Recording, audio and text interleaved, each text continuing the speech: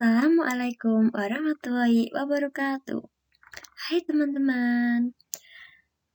Kali ini Kak Riri mau mengajak kalian untuk belajar bersama pada tema ekosistem kelas 5 semester 1.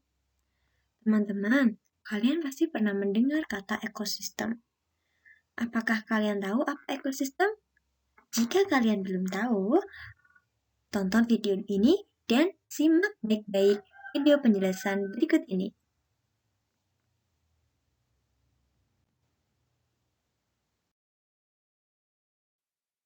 Nah, sebelum kita mulai belajar, kita harus lebih dahulu mengetahui capaian pembelajaran pada materi ini.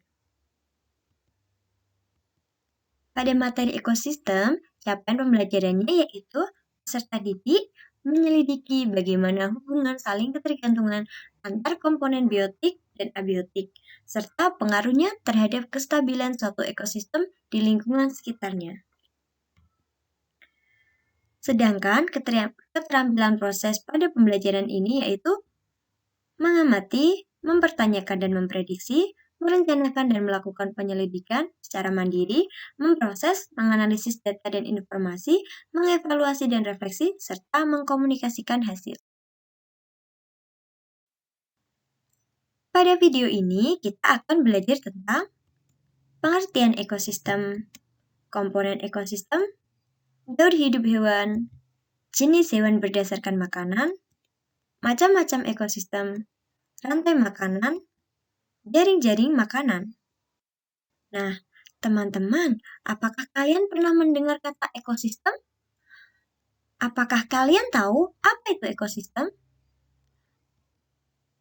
Jika kalian belum tahu, kalian harus menyimak pembelajaran kali ini dengan sungguh-sungguh. Ekosistem adalah sebuah sistem ekologi yang terbentuk dari sistem atau hubungan timbal balik yang tidak dapat dipisahkan antara makhluk hidup dan lingkungan.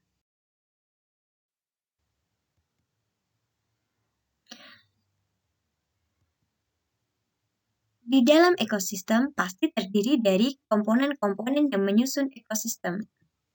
Nah, komponen yang menyusun ekosistem diantaranya ada individu. Individu merupakan makhluk hidup tunggal yang berjumlah hanya satu, contohnya seekor ayam. Kemudian ada populasi. Populasi merupakan kumpulan individu sejenis yang menempati suatu daerah tertentu, contohnya kumpulan ayam. Kemudian komunitas. Komunitas merupakan kumpulan populasi makhluk hidup di suatu daerah tertentu, contohnya komunitas kolam. Nah, di dalam suatu ekosistem pasti terdiri dari komponen biotik dan abiotik. Komponen biotik merupakan suatu komponen yang ada di dalam sebuah ekosistem dan biasanya berupa suatu organisme makhluk hidup. Nah, teman-teman, apakah kalian sudah tahu apa saja ciri-ciri makhluk hidup? Ciri-ciri makhluk hidup yang pertama yaitu bergerak, kemudian dapat beradaptasi, bernafas, bereproduksi, peka terhadap rangsang, tumbuh dan berkembang, makan, dan mengeluarkan. Komponen biotik dibagi menjadi 3, yaitu produsen. Produsen merupakan makhluk hidup autotrof yang dapat membuat makanannya sendiri dari zat anorganik yang ada di alam melalui proses fotosintesis. Contoh produsen yaitu tumbuhan dan juga plankton atau alga. Sedangkan konsumen yaitu makhluk hidup heterotrof yang memakan makhluk hidup lain. Konsumen membutuhkan makhluk lain untuk makan. Contohnya seperti kambing membutuhkan rumput, harimau membutuhkan kambing, kelinci membutuhkan tumbuhan. Kemudian ada pengurai. Pengurai merupakan makhluk hidup yang berperan dalam menguraikan bahan organik dari organisme mati menjadi bahan anorganik sederhana. Contohnya seperti cacing atau siput.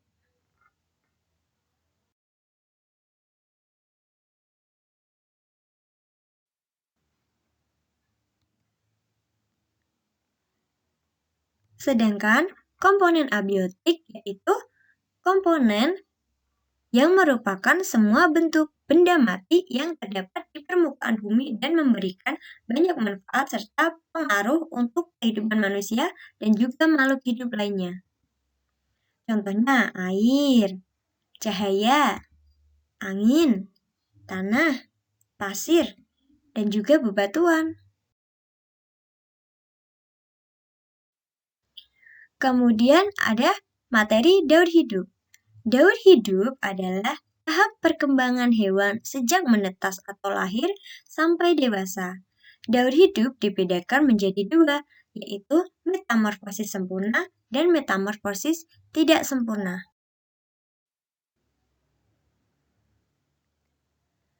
Metamorfosis sempurna adalah proses perubahan bentuk tubuh hewan dari yang kecil hingga dewasa. Pada metamorfosis sempurna, hewan akan melewati 4 tahap perkembangan, yaitu mulai dari tahap telur, telur menjadi larva, larva menjadi pupa, pupa menjadi dewasa. Contohnya adalah kupu-kupu, nyamuk, dan katak. Teman-teman coba perhatikan bagian pojok atas kanan. Di sana ada contoh gambar metamorfosis kupu-kupu. Berawal dari telur, telur menjadi larva, larva menjadi pupa atau kepompong, kemudian berubah menjadi kupu-kupu.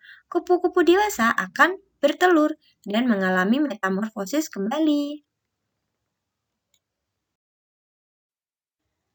Sedangkan metamorfosis tak sempurna yaitu metamorfosis yang proses perkembangannya tidak lengkap.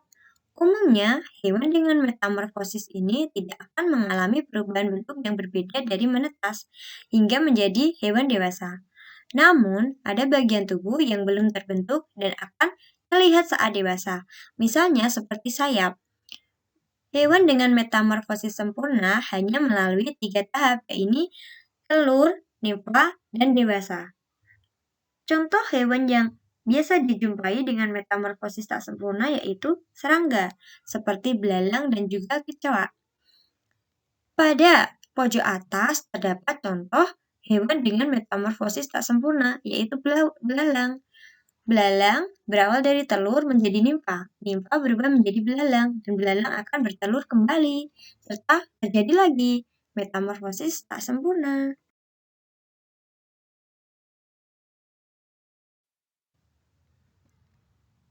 Hewan dibedakan menjadi beberapa berdasarkan jenis makanannya. Yang pertama ada herbivora, contohnya yaitu jerapah dan gajah. Mereka sama-sama memakan rumput atau daun. Kemudian karnivora, contohnya yaitu kucing dan katak sama-sama memakan daging. Dan yang ketiga ada omnivora, contohnya kura-kura dan juga ayam. Hewan herbivora adalah hewan-hewan memakan tumbuhan. Hewan dalam golongan ini menjadikan bagian dari tumbuhan mulai dari daun, batang, hingga ranting sebagai makanan dan sumber energinya. Gigi hewan herbivora cenderung berupa geraham yang rapat. Gigi geraham ini digunakan hewan herbivora untuk mengunyah dan melumat makanannya yang berupa tumbuhan. Hewan karnivora adalah hewan-hewan pemakan daging. Hewan dalam golongan ini menjadikan hewan lainnya sebagai makanannya. Dalam rantai makanan, hewan karnivora umumnya bertindak sebagai predator atau pemangsa. Ciri-ciri khusus dari hewan golongan karnivora adalah adanya gigi taring yang kuat dan juga tajam. Gigi taring tersebut digunakan hewan karnivora sebagai alat untuk mencabik-cabik daging mangsanya. Hewan omnivora adalah hewan pemakan daging dan tumbuhan, alias pemakan segalanya. Ciri-ciri dari hewan dalam golongan ini adalah struktur giginya yang terdiri atas gigi seri, gigi taring, dan gigi geraham secara lengkap. Gigi seri terbentuk pipih digunakan untuk memotong makanan. Gigi taring digunakan untuk mencabik daging, sedangkan gigi geraham digunakan untuk mengunyah. Macam-macam ekosistem. Ekosistem dibagi menjadi dua, yaitu alami dan buatan. Contoh ekosistem alami yaitu laut, hutan, dan juga sungai. Ekosistem buatan contohnya yaitu sawah, kolam ikan, dan juga perkebunan. Nah, setelah kalian tahu jenis hewan berdasarkan makanannya dan juga produsen, konsumen, pengurai. Nah, sekarang kita akan belajar tentang rantai makanan. Pernahkah kalian melihat ulat memakan daun? Nah, setelah ulat memakan daun, kemudian ulat akan dimakan siapa? Biasanya dimakan oleh burung ataupun ayam. Nah, hubungan tersebut akan membentuk rantai makanan. Rantai makanan adalah peristiwa makan dan dimakan antara makhluk hidup dengan urutan tertentu dalam suatu ekosistem, mulai dari produsen, konsumen, sampai pengurai. Nah, teman-teman, perhatikanlah video berikut. Ekosistem sawah. Kalian perhatikan gambarnya ya. Nah, di sana ada gambar padi, gambar burung, kemudian ada ular, ada burung elang, dan juga bakteri. Padi yaitu berfungsi sebagai produsen. Tumbuhan memproduksi makanannya sendiri melalui proses fotosintesis, sehingga tumbuhan atau padi disebut sebagai produsen. Konsumen tingkat 1 merupakan hewan herbivora atau hewan pemakan tumbuhan. Contohnya pada gambar itu yaitu burung pemakan biji. Konsumen tingkat 2 merupakan hewan karnivora yang memakan konsumen tingkat 1. Siapa yang memakan konsumen 1? Yaitu ular. Konsumen tingkat 3 memakan konsumen tingkat 2. Siapa konsumen tingkat 3 yang memakan tingkat 2? Yaitu burung elang. Burung elang memakan ular sawah. Kemudian pengurai pada saat konsumen tingkat 3 mati, tubuhnya akan membusuk dan diuraikan oleh bakteri. Ketika burung elang mati, maka akan diuraikan oleh bakteri, dan bakteri akan membantu padi untuk memproduksi makanannya. Contoh-contoh rantai makanan. Yang pertama ada rantai makanan manusia, yaitu dari rumput dimakan oleh kambing dimakan manusia akan diuraikan ketika mati, dan bakteri yang menguraikan akan membantu rumput untuk fotosintesis. Kemudian contoh rantai makanan di hutan, yaitu rumput sebagai produsen, kemudian dimakan rusa dimakan harimau diuraikan, dan kemudian kembali lagi menjadi rumput. Rantai makanan di sungai atau danau, yaitu dari fitoplankton, dimakan ikan kecil dimakan burung bangau dimakan buaya yang mati diuraikan, dan bakteri-bakteri yang pengurainya yang sudah menguraikan akan dimakan fitoplankton. Rantai makanan di laut. Dari fitoplankton dimakan ikan kecil dimakan ikan besar dimakan ikan hiu, dan ikan hiu yang mati diuraikan. Nah, jika rantai makanan hanya ada satu, lalu bagaimana dengan jaring-jaring makanan? Teman-teman, apakah ayam hanya memakan padi? Apakah ayam juga memakan yang lainnya? Jawabannya, ya, tentu. Ayam tidak hanya memakan padi, karena ayam memakan semuanya. Tapi, padi juga bukan hanya dimakan ayam. Nah, dari banyak-banyak cabangnya rantai makanan, maka terbentuk jaring-jaring makanan.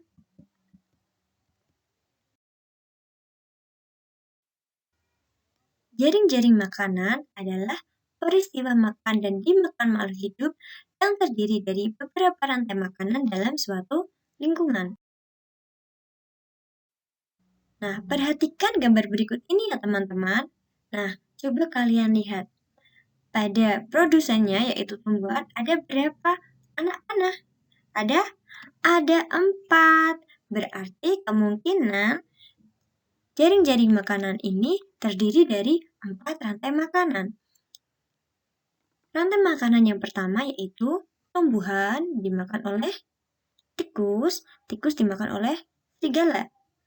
Yang kedua, tumbuhan dimakan oleh burung, burung dimakan oleh ular, ular dimakan oleh elang.